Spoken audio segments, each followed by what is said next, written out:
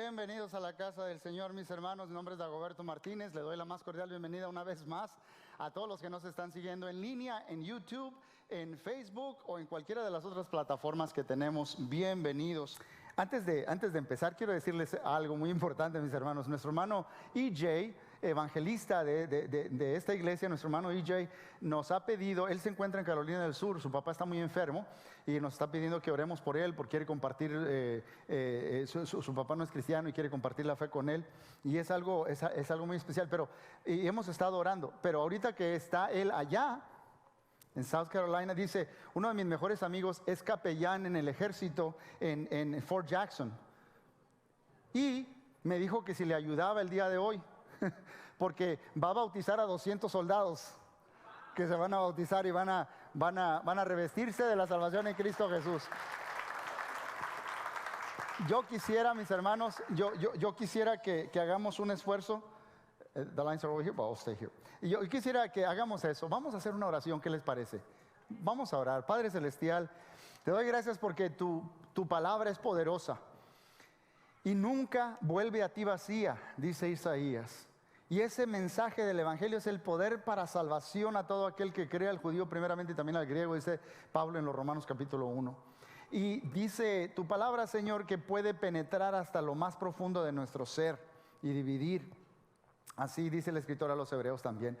Padre, te doy gracias, bendice a nuestro hermano EJ en esta celebración donde le está ayudando a su amigo el capellán a bautizar estos 200 soldados que están hoy declarando, Señor, que le dicen no al pecado y te quieren seguir a ti.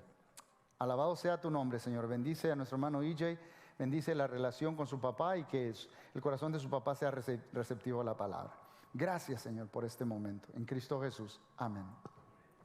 Bien, como vieron en el video de introducción, estamos en una serie titulada Regalo Envuelto. Regalo Envuelto. Yo quiero decirles a ustedes, hermanos, que en este país se gasta mucho dinero para comprar regalos. Pero ¿sabía usted que nosotros como estadounidenses gastamos todavía más dinero en buscar formas de envolver esos regalos que ya nos costaron dinero? En promedio, aquí en Estados Unidos se van a gastar aproximadamente este mes 3 billones, con B, 3, o sea, 1,000 millones, aproximadamente 3 billones de dólares en papel para regalos y todo para envolverlos. Sin embargo, mis hermanos, hay mucha gente que no es bueno para envolver regalos. ¿Se acuerdan que hablábamos de eso la semana pasada? Pues hice Google y buscamos algunas fotografías de personas que fracasan en envolver regalos. Como por ejemplo esta fotografía que pueden ver en la pantalla. Hay gente que no es muy buena para envolver regalos. Miren esta otra. Miren nada más. Con lo que tengamos a la mano para poder pegar las cosas. Miren esta otra también. Otra fracasa le pone. No importa. Ahora, si el propósito en envolver un regalo es hasta cierto punto que la persona no se dé cuenta, hay otra categoría de fracasos en envolver regalo. Esta categoría es que no pudo esconder lo que está dando. Por ejemplo, miren este hombre que quiso regalar esto, pero está bien envuelto. Él según hizo un trabajo y dice, no van a saber qué es. O mire este otro, ¿qué me van a regalar? Yo la vi ahí, ¿será o no será? ¿Será bandolón? ¿Será tololoche? No, es una guitarra. O mire esta otra también. Mire esta otra. Ahora, si a usted le regalan algo así, yo creo que tienen que ir a consejería o con un psicólogo después por haber dado eso vea para el mes de enero. Ahora, existen otras categorías, una categoría de actitud, un fracaso en envolver en cuestión de actitud. Por ejemplo, este muchacho no quería que su hermana pudiera abrir el regalo. Se lo hizo casi imposible. ¿Qué pasa cuando no hay suficiente espacio para envolver un regalo? Pues le hacemos así, mire, como esta siguiente fotografía, ¿eh? Ahora, ¿qué pasa cuando no tenemos el material suficiente? Otra gente que fracasa en envolver regalos, si no tiene con qué envolverlos, pues ¿qué tal con una bolsa de plástico? Si no tiene bolsa de plástico, lo puede hacer con una bolsa de papel. Y si no tiene nada de eso, se puede volver muy creativo. Puede ir a la alacena y puede hacerlo con tortillas. Ahora, si es un regalo grande van a necesitar muchas tortillas, pero hey, ese papel es biodegradable. Bueno, algo bueno tiene, ¿no? Mis hermanos, lo que estamos haciendo en este mes es considerar como el regalo más grande de todos, cómo fue envuelto, cómo llegó nuestro Señor Jesucristo a este mundo. Y hay aquellos que dirían que la historia de la Navidad es un fracaso grandísimo, un fracaso enorme. Muchos piensan que la Navidad es una locura. Sí, están dispuestos a ir a las fiestas de la compañía, a las fiestas que haya, a tomar el rompope o a tomar el ponche y a tener una fiesta. Todo eso está bien, pero hay mucha gente que dice que eso de la Navidad es una locura. Pero cuando ellos dicen es una locura, no estoy hablando de aquellos que dicen renos volando, de duendes que empacan regalos o de un hombre gordo que baja por una chimenea de transvestidor. Eso suena bien raro todavía, ¿verdad? Que alguien, bueno. No, ellos están hablando, cuando hablan de la Navidad, ellos están hablando que es una locura hablar de ángeles cantando, hablar de estrellas que se mueven, hablar de una virgen que queda embarazada siendo virgen y que da luz. Eso es una locura. Estamos hablando, mis hermanos, de la insensatez de un Dios con nosotros. O dicho de esta manera, la Navidad dio a luz a una fe escandalosa. Dio a luz a una fe escandalosa, mis hermanos. La Navidad declara que todos aquellos que piensan que todas las religiones son iguales, todas las religiones del mundo son iguales, ¿no? No se trata de que queremos llegar a eso. Cualquiera que diga eso no ha hecho la tarea, no ha investigado bien el cristianismo o no sabe de Jesús, porque no es así. Las religiones no son básicamente iguales. La Navidad revela a un Dios único. Este Dios de la Navidad es un Dios único, un Dios que decide hacerse visible, un Dios que decide hacerse tocable, un Dios que decide hacerse crucificable, un Dios que vino a morir por nosotros. La Navidad revela a un Dios envuelto en escándalo, mis hermanos, envuelto en escándalo. En una ocasión, un señor que escribió un libro, el señor Dixon, John Dixon, estaba dando una conferencia en una universidad hablando de lo peculiar y lo único que es el cristianismo. Estaba hablando con el tema de que Dios tiene heridas. El Dios de la Biblia tiene heridas. Cuando terminó su sesión había micrófonos para que le hicieran preguntas y un joven que era líder en la universidad del movimiento musulmán se para y empieza a refutar lo que acaba de decir. Dice que a su forma de ver le dijo: lo que usted está hablando no tiene sentido, de que un Dios nazca de esa manera, que venga, que el creador, eso es absurdo, que el creador se haga una criatura, eso es absurdo. Que tenga que comer, que tenga que dormir, que tenga que ir al baño, eso está muy por debajo de nosotros, como dice el Corán. Y estuvieron hablando, y él estaba explicando, estuvieron hablando por 15 minutos, hasta después que este joven empezó a decir todo eso, dice John Dixon: al final me quedé callado, ya no sabía cómo seguirle discutiendo a este joven. Y simplemente le di las gracias por demostrar a toda la audiencia lo radical que es el contraste entre el Islam y el cristianismo y el Cristo de la Biblia. Lo que los musulmanes denuncian como una blasfemia, los cristianos tenemos como algo precioso. Dios tiene heridas. Y eso es algo especial y sobrenatural, mis hermanos. Nuestro Dios es diferente. Si la historia de la Navidad es verdadera, mis hermanos, entonces todas las otras ideas sobre Dios son falsas. Pero nosotros, si es verdad, nosotros debemos aceptar la maravilla de lo verdaderamente escandalosa que es la historia de la Navidad. Voy a hablar de 3 cosas, mis hermanos.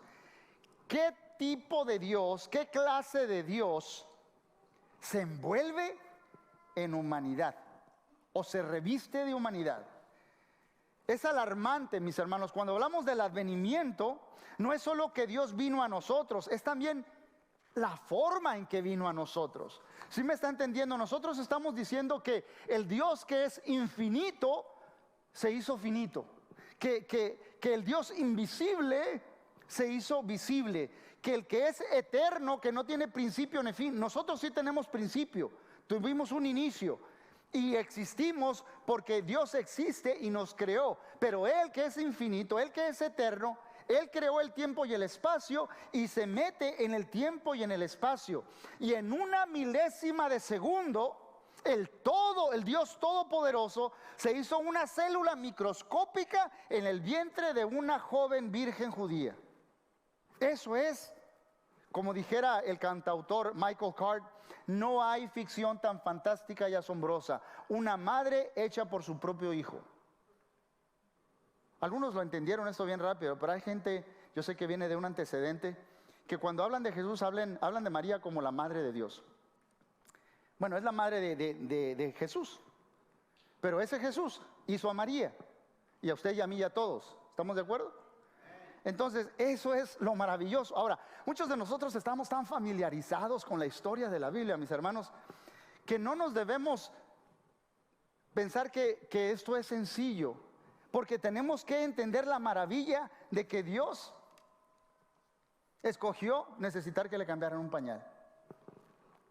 Hace muchos años, la hermana Jenny New, en un devocional que tuvimos todos los ministros, nos vino a hablar de Jesús y escogió a un niño que no tiene ADD, un bebé chiquito lo trajo, un bebé que se pasaba de brazos y nunca lloraba.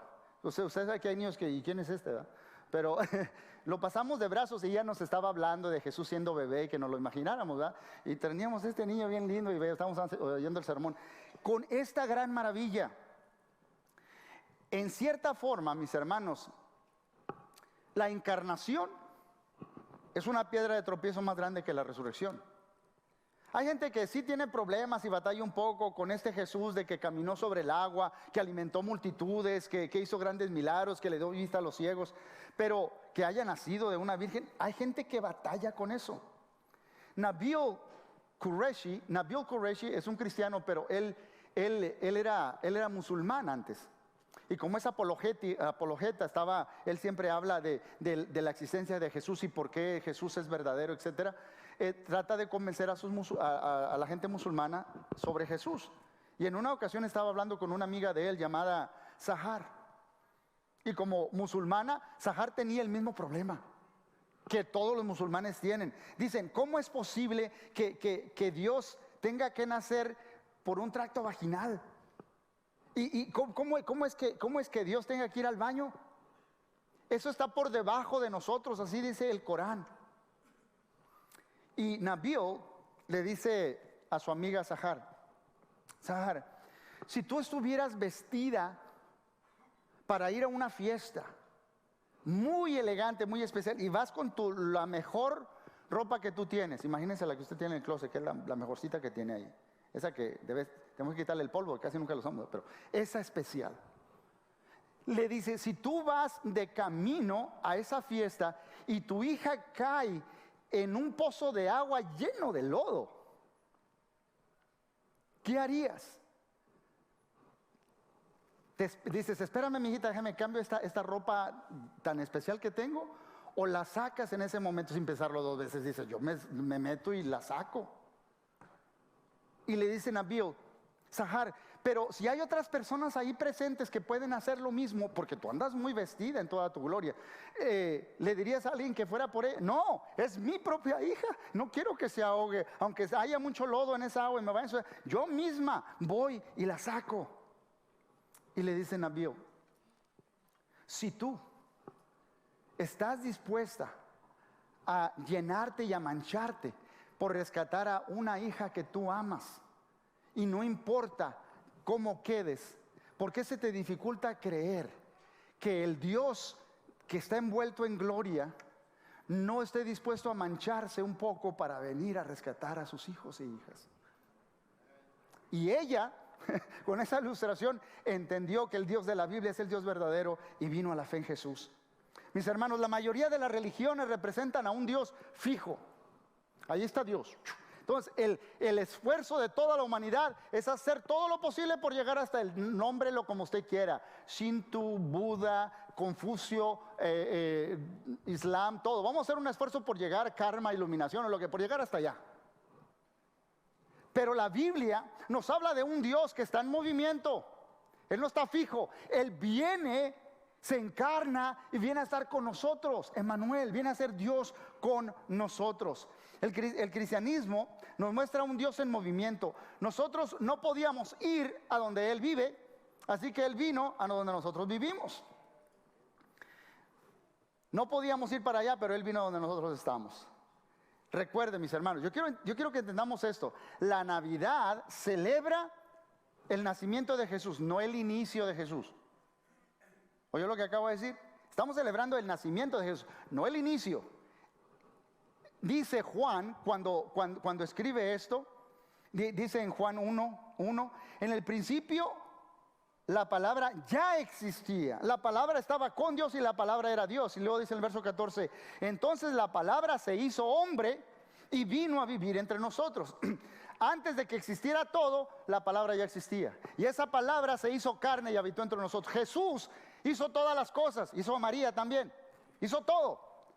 Y luego entra a existir con nosotros. Eso es un escándalo, mis hermanos. La Navidad celebra el escándalo de un Dios haciéndose carne. No estamos celebrando que Jesús inició, Él es eterno, pero su nacimiento a venir a estar con nosotros. Y en esas palabras de Juan, mis hermanos, añadieron escándalo a escándalo. ¿Por qué? ¿Por qué digo esto? Porque el problema con un Dios viniendo a vivir con nosotros, en nuestro vecindario, literalmente ahí en Juan lo que quiere decir, puso su tienda de campaña, puso su carpa, en griego eso quiere decir.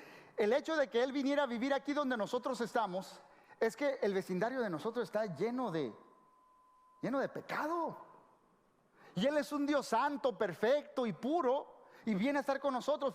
¿Qué tipo de Dios se hace carne? Número 2, ¿qué tipo de Dios se asocia con pecadores? ¿Qué tipo de Dios se asocia con pecadores? Mis hermanos, si los autores de la Biblia, si los hombres que Dios usó para escribir la Biblia, los estuviéramos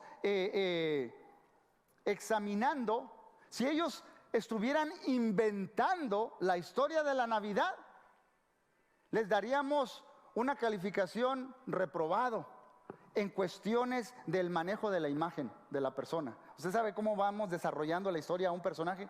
Porque hicieron un trabajo muy malo, podríamos decirlo. ¿Por qué mostrar a un Dios viviendo tan cómodamente en tan mala compañía? Es que es escandaloso, mis hermanos. La genealogía de Jesús es escandalosa. ¿Sí la ha leído en Mateo o en Lucas? Está lleno de personajes viles. Vea la historia, los ancestros del linaje de Abraham y David hasta llegar a Jesús.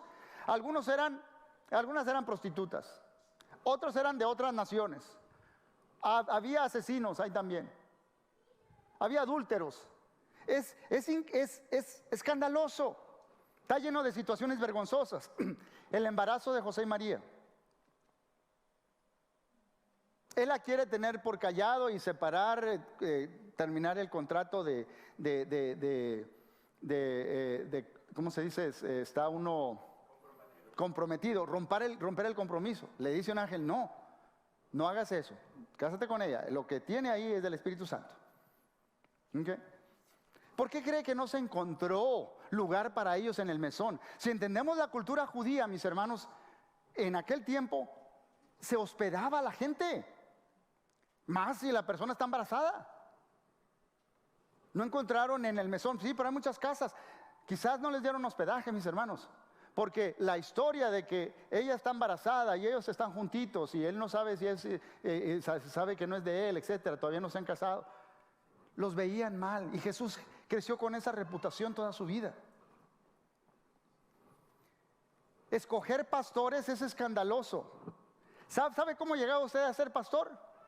Cuando no te contrataban ni en este, ni en este, ni en este, ni en otro trabajo, pues ni modo, termino siendo pastor. Es más, los pastores eran vistos como tan de bajo estatus que la palabra de ellos no valía en un jurado, en un juzgado. Pero Dios escoge a pastores para decirles que ha nacido el Salvador del mundo. Es escandaloso. ¿Escogería usted personas extranjeras? Eso es escandaloso. Para que vengan a adorar a Jesús. Gente que se la pasa viendo las estrellas y que es idólatra y que viene de otras naciones. Eso es escandaloso, mis hermanos. Entonces, la Navidad nos está revelando a un Dios que tiene misericordia de la gente con problemas, de gente imperfecta, de gente pecadora. Dios tiene misericordia de ellos.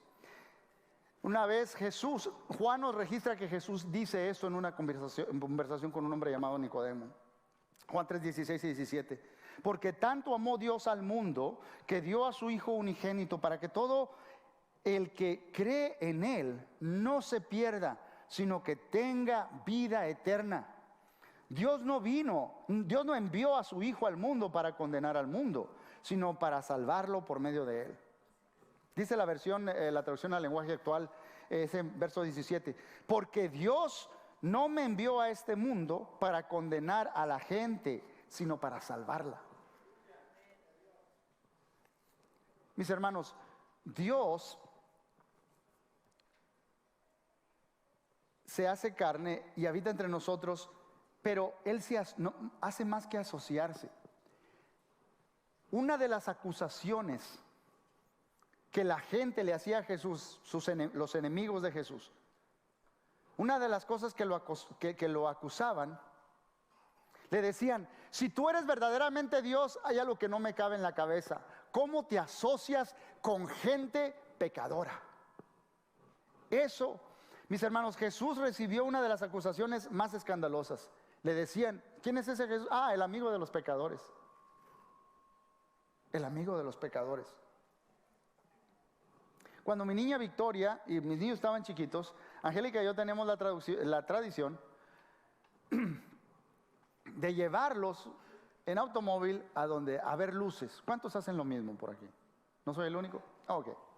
Algunos hasta pagan. Mira, aquí allá en el autódromo está muy bonito, que eso, que lo. Nosotros los llevamos a ver casas, especialmente aquí atrás. Y nos quedamos impresionados, pues, se ponga la radio en tal estación y nos quedamos: wow, cómo tienen de luces, ¿verdad? Y Angélica y yo llegamos a la conclusión: si tienen ese tipo de casa, pues tienen dinero para pagar el recibo de la luz, ¿verdad? Porque y están todas las luces bien bonitas. Pero yo recuerdo Victoria estar pequeñita, se asomaba por la ventana y decía: that's my favorite. That's my favorite. Esa es mi favorita, decía. Dábamos la vuelta, entrábamos por otra calle y veía una casa igual de espectacular y decía: that's my favorite. Esa es mi favorita. Dábamos la vuelta a otra calle y se quedaba así viendo todas las luces y los pinches y con otro tema, ¿verdad? Unos eran de esto, otros de... That's my favorite. Esa es mi favorita. Bueno, pues ¿cuántas favoritas tiene? ¿Cuántas favoritas hay? Mis hermanos, ¿por qué les digo esto? Jesús no solo se asoció con pecadores, Él comió con ellos. Para un judío, comer con alguien es tener comunión, con pan, compartían. Somos amigos, para que me entiendan. Jesús tocó los intocables, tocó leprosos, otros le hacían, vete por allá. Tocó los leprosos. Él dejó que las prostitutas lo tocaran. Él fue a fiestas con recaudadores de impuestos, gente que nadie quería. Él invitó a pescadores con problemas de ira a unirse a su misión. Y cuando cada uno de ellos lo veía a la cara, es como que Jesús lo agarrara así de los hombros, de la cara, y le decía: you're my favorite, tú eres mi favorito. Así sentían ellos. Así sentían. Había un viejecito, mis hermanos, en un asilo de ancianos, y un hermano pastor lo fue a visitar. Y ese día que lo fue a visitar durante la Navidad, su cuarto estaba lleno de tarjetas de Navidad, de decoraciones de Navidad, porque varias iglesias iban a visitar ese asilo de ancianos, les cantaban villancicos, les regalaban, comían con ellos, les traían tarjetas, aprendían los nombres de los viejecitos, y él tenía todo decorado. Y le dijo al hermano: hermano, ¿sabe una cosa? En Navidad yo soy alguien especial. En Navidad yo soy alguien especial. Jesús vino a los pecadores. Jesús vino por los pecadores, pero Jesús no cometió ningún pecado. Ningún pecado. Jesús hizo algo aún más escandaloso. Él se hizo pecado. Ninguna otra religión se acerca a decir que de Dios lo que la Navidad anuncia, que Él nació para morir. Por eso, ¿qué tipo de Dios se envuelve de carne y sangre y entra en el tiempo y en el espacio? ¿Qué tipo de Dios se asocia con pecadores, Él siendo tan puro y santo? Esto es escandaloso. ¿Qué tipo de Dios se pone a sí mismo en una cruz? Muchos, mis hermanos, quisieran que la Navidad estuviera libre de escándalos, como le dije hace rato. Tener nuestras fiestas, intercambiar regalos, tener posadas, y si se puede cada día, o en la fiesta del trabajo, era la fiesta de esto, y ¿cuántas fiestas tienes? Ay, vamos para allá, para acá. Pero la verdad de la Navidad implica que el nacimiento de Jesús era porque Él tenía que morir por los pecadores, que Él vino a morir por los pecadores. Y pecado, hablar de pecado, implica verdades morales absolutas, implica culpa, implica castigo merecido. Por eso es que muchos escogen no verse a ellos mismos como pecadores, sino como personas que cometemos errores. Todos cometemos errores. Entonces, si yo me veo como alguien que comete faltas o comete errores, mis hermanos, si yo cometo errores, yo no necesito un salvador. Solo lo que necesito es try harder, que me vaya mejor la próxima, es todo. Es más, los que cometen errores necesitan a alguien que los anime, no un redentor. Es más, los que cometen errores ven a aquellos que los acusan y dicen, ya hombre, get over it, que se te pase, ¿por qué eres tan fijado? Olvídalo. Pero Dios no puede pasar por alto o olvidar el pecado, porque su justicia no se lo permite, mis hermanos. Y a mí aquí me quedo limitado para poder explicar esto. Un Dios santo no puede simplemente pasar por alto o olvidar el pecado. La única respuesta al pecado de un Dios justo, perfecto y santo, la respuesta de un Dios perfecto, justo y santo ante el pecado es ira. Los ángeles se alegran cuando Dios es tan santo y puro que le da su merecido al pecado. Y lo alaban por ser un Dios justo. Por eso quiero que entendamos, mis hermanos, que el problema más grande que Dios ha afrontado es el pecado de nosotros, de la humanidad. ¿Cómo puede Él castigar el pecado? Y tiene que hacerlo porque es santo. Y el pecado no puede estar en su presencia. ¿Y cómo puede Él rescatar a los pecadores? Porque Él es amor. Dios es amor y Dios es justicia. Su justicia dice, el pecado tiene que ser castigado. Se tiene que pagar por esa falta. Se tiene que saldar esa cuenta. Y por otra parte, Él ama a los pecadores. ¿Cómo? La respuesta era escandalosa. Y quiero decirle que la respuesta o la solución no fue una solución que se pensó en el último minuto. No, Señor. Mire lo que dice Pablo a Timoteo. 2 Timoteo 1, 9 y 10. Pues Dios nos salvó y nos llamó para vivir una vida santa. No lo hizo porque lo merecíamos, sino, escuche esto, porque ese era su plan. ¿Cuándo se le ocurrió? Desde antes del comienzo del tiempo. Antes de que se hiciera todo, Dios ya tenía este plan. Para mostrarnos, ¿con qué fin? Para mostrarnos su gracia por medio de Cristo Jesús. Y ahora todo esto Él nos lo ha hecho evidente. ¿Cómo? Mediante la venida de Cristo Jesús, nuestro Salvador. La paga del pecado es: un hombre pecador debe morir. ¿Ok? Solo un hombre pecador debe morir por sus pecados. Solo un hombre sin pecado podía morir por los pecados de otro. ¿Sí me está entendiendo? Así como lo explico yo, se lo estaba explicando a una persona que hoy ha tomado una decisión muy grande y se va a bautizar. Pero a mí me gusta explicarlo de esta manera. Vamos a suponer que estamos en una corte. Si me da un tiempecito se lo explico, porque estoy predicándole el evangelio. Te tengo buenas noticias. Vamos a suponer que estamos en una corte y aquí está Dios en una silla alta, o como usted se lo quiera imaginar, pero tiene sus libros abiertos. Ahora, todo lo que Dios hace es un reflejo de Él, ¿no es cierto? Si Dios es verdadero, su palabra es. Si Dios es santo, su palabra es. Si Dios es justo, su palabra es justa y perfecta. Y allí estamos usted y yo sentados en la silla del acusado. Bueno, la Biblia dice que todos hemos pecado. Todas estas sillas, y aquí donde estoy yo también, todos hemos pecado, todos estamos siendo acusados. ¿Sabe qué quiere decir diablo? Enemigo. ¿Sabe qué quiere decir Satanás? Acusador. Satanás nos está acusando a ti y a mí. Y dice, ¿cuál es tu nombre? Jason. Aquí tengo JJ en la foto. Jason. Señor, Jason cometió todos estos pecados. Su alma me pertenece. Lo voy a destruir. Póngase usted también en esa silla. Entra, ¿quién? La persona que está ahorita a su lado, si vino con un familiar que lo quiere mucho. Y dice, Señor, yo muero por mi esposo, yo muero por mi esposa, muero por mi mamá. Y dice Satanás, ¿cómo te llamas, Carla? ¿Carla Álvarez? ¿Quieres morir por Jason? Carla, aquí tengo el tuyo, mira. Ella ha cometido pecado, Señor, su alma también me pertenece. Ella no califica para morir por él, porque ella también tiene cargos en su contra.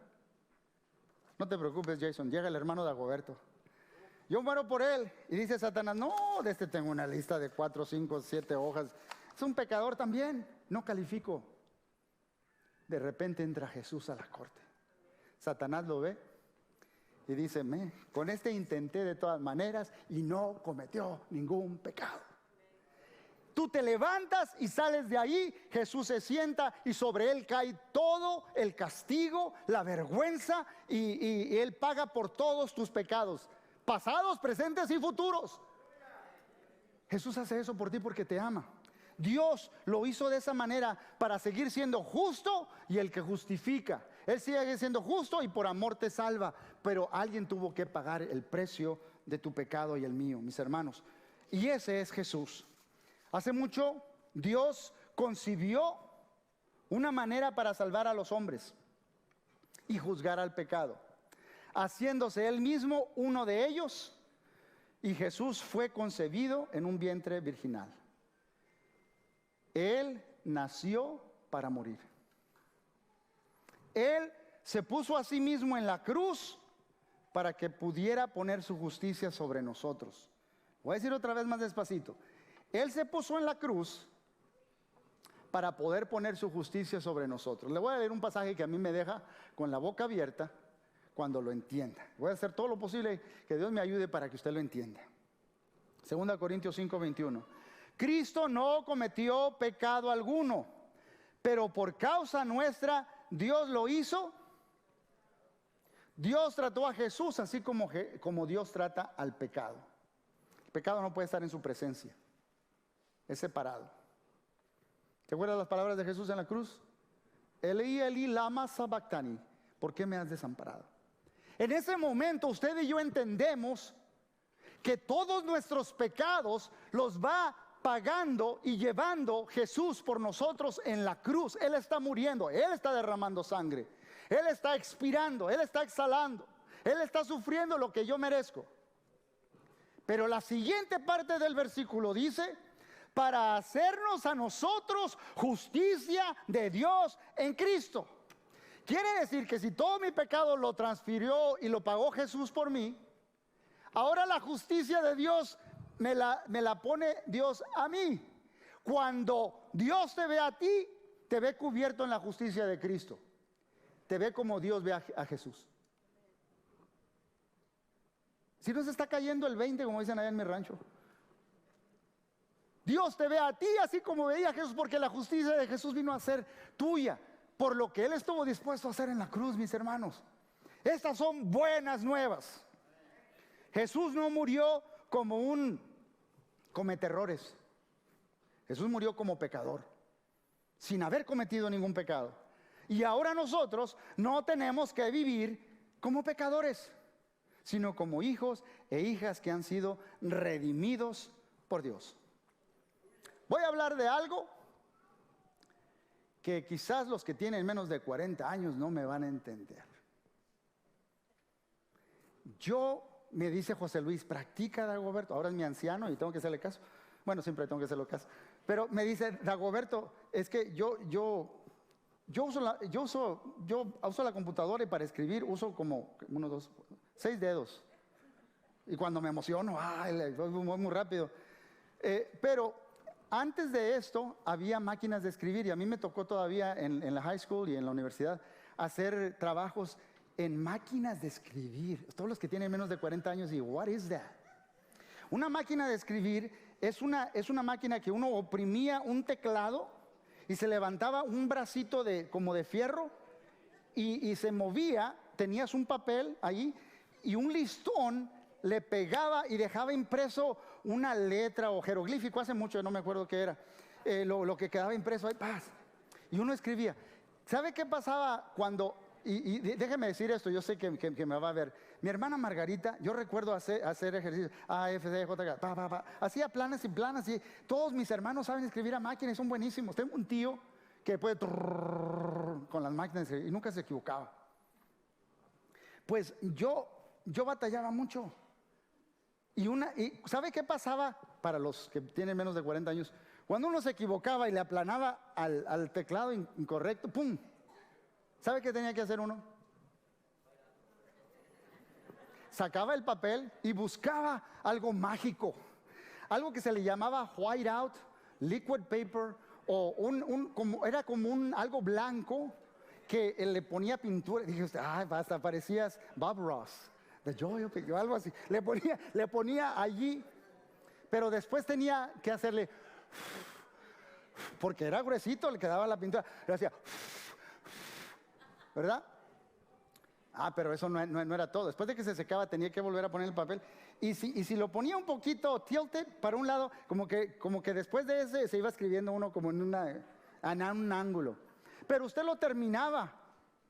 Y ¿sabe qué pasaba? El profesor o la maestra se daban cuenta de los errores que cometió. Porque si lo ponías en se veía el pedazote ahí como otra letra por detrás y todo. De todos modos se veía. Hoy en día tenemos una tecla que se llama delete. ¿Verdad? Se llama delete. Usted le dice, ¡pum! Borra toda la palabra. Y si puede escribirla otra vez. No tiene que ser todo ese proceso que le acabo de explicar. Le tengo buenas noticias. Hay muchas personas que piensan que la solución de Dios para su vida de pecado es liquid paper. Y sí, ya no lo ve la gente, pero si lo observan bien, ahí todavía queda la mancha. Le tengo buenas noticias. Lo que Jesús hizo en la cruz es delete. La gente ni se va a dar cuenta de todos los pecados que usted cometió porque Cristo los perdonó. Todos los perdonó. Delete completo. Delete completo. Y si lo que le estoy diciendo suena escandaloso, es porque lo es. La Navidad reprende toda noción de la autosalvación. Yo voy a ser bueno, yo voy a ser mejor, no puedes salvarte a ti mismo. La Navidad dice que nuestra salvación es solo posible debido a un Dios escandaloso. El escándalo no es parte de la historia. El escándalo es el punto de la historia. Déjeme se lo digo de esta manera. El escándalo de la redención es la redención del escándalo. Tú no puedes pecar. Escúchame. Ustedes que me están viendo por la pantalla. No puedes pecar más allá de donde la gracia de Dios pueda llegar. Él te salva y te ama tanto así. Quiero terminar contándole 2 historias. Mi hermana Olga, la mayor, y yo que soy el menor, venimos a conocer a Cristo en 1983. El lugar más difícil para mostrar su cristianismo es ¿dónde? En la propia casa. ¿Por qué? Porque mi mamá, ¿qué le puedo decir yo a mi mamá si soy el menor? Y para que no se haga tan feo, si ella, como dicen allá en mi rancho, si yo te limpié la nariz, por no decir otra cosa. ¿Qué le voy a decir yo a mi madre? Pero yo le presentaba el evangelio y le decía, mamá, mire lo que Dios dice, este es Jesús hablando, no yo, dice, la palabra que yo le he hablado, ella le va a juzgar en el día postrero, mire, esta es la palabra de Dios, mire el amor de Dios tan grande. Pero ella era espiritista, Algunos ya les he contado, ¿no? Que la gente venía a que mi mamá les diera limpias, trapeadas, sacudidas y todas esas cosas. Sahumerios y un montón de basura. Cuando finalmente ella viene a conocer a Cristo, alguien más vino, le dijo el mismo mensaje, porque nadie es profeta en su propia tierra. Alguien más vino, le dijo lo mismo, y ella dice: yo quiero ser bautizada. Y todavía recuerdo hasta el día de hoy cuando mi madre me decía: ay, mi hijo, tanto que me decías, ¿verdad? Tan terca que fui. No importa, mamá, yo le decía, el hecho es que usted ha aceptado a Cristo. Mi papá, les he contado que él está en cama. Empezó a desarrollar Alzheimer's. Ahorita es alimentado por un tubo, se le voltea cada 2 horas, tiene 93 años. Pero cuando estaba recién convertido, él obedeció primero que mi mamá. Nosotros nos quedamos: wow, papá primero. Mi papá, yo llegaba de la universidad y él estaba leyendo toda la Biblia. Y me decía: mijo, allá en el rancho decían que el que se leía toda la Biblia o se volvía loco o se hacía sabio. Y le digo: ¿cómo le está yendo, papá? Porque yo no lo veo loco. Pues a lo mejor me estoy haciendo sabio. Y luego fue sufriendo de Alzheimer's. Ahora, yo quiero que usted no se pierda la lección del día 26, porque todo lo que usted ha visto, leído, experimentado, ahí está, en su subconsciente. Mi papá se leyó toda la Biblia y ahorita no reconoce a nadie, pero él está salvo y un día va a ver a Jesús cara a cara. De hecho, personas que yo conozco como mi suegra, personas que yo conozco como mi mamá, que falleció hace 5 años, llegaron a la presencia de Dios y Jesús les dijo: felicitas, María Auxiliadora, you're my favorite. Tú eres mi favorita. Y eso lo va a ver mi padre, y eso lo pueden ver cualquiera, porque tengo buenas noticias para ti. La Navidad no es el fracaso más grande de envoltura en la historia. La Navidad es las buenas nuevas de que aunque todos hemos fallado y fracasado, cualquiera puede ser envuelto en la gracia de Dios. Cualquiera puede ser envuelto. Yo te tengo buenas noticias. Si tú no has obedecido el Evangelio, hoy es el día de salvación. Este Jesús que te ama tanto así, estuvo dispuesto a entrar en el tiempo y el espacio, tomar forma de hombre, involucrarse, asociarse con pecadores, estuvo dispuesto hasta ir a una cruz por ti y por mí. Este Dios te ama tanto así. Y hoy es el día de salvación. De hecho, mi hermana, ahora le digo mi hermana ya, mi hermana María, que está aquí presente, levante bien la mano. Ella terminó el estudio y dice: yo quiero ser bautizada. Así que vamos a hacer una oración. Déjeme le digo algo, el agua está calentita. El agua está calentita. Y mire, mi corazón es un corazón evangelista. Dice: lo pienso hacer mañana. Nomás asegúrese que esté vivo. Si usted tiene control de eso, está bien. Pero la Biblia dice: hoy es el día de salvación. Así que vamos a estar todos de pie. Voy a hacer una oración y luego voy a pasar con la hermana. Si alguien quiere ir también, vaya conmigo a presenciar ese bautismo. Y vamos a tener personas aquí para recibir a todos los que necesiten de oración. Padre Celestial, este grupo de tus hijos, Señor, te damos honra y gloria, porque estamos ante un Dios que alabamos, que tiene una gracia maravillosa, una gracia sin fin, un amor. Eres un tipo de Dios que estuviste dispuesto a envolverte en escándalo, a entrar y ser como una de tus criaturas, a asociarte con pecadores y hasta morir por nosotros. Ayúdanos a entender la grandeza, la profundidad, la anchura de tu gran amor por nosotros, Señor. Yo sé que estás hablando a cada una de estas personas en este momento, y cada uno de nosotros tenemos un mensaje por compartir, y tú tienes un mensaje para cada uno de nosotros para recibir. Habla, Espíritu Santo, al corazón de cada uno de tus hijos. Todos queremos llegar a un día a tu presencia, donde tú nos vas a decir: bien, buen siervo y fiel. You're my favorite.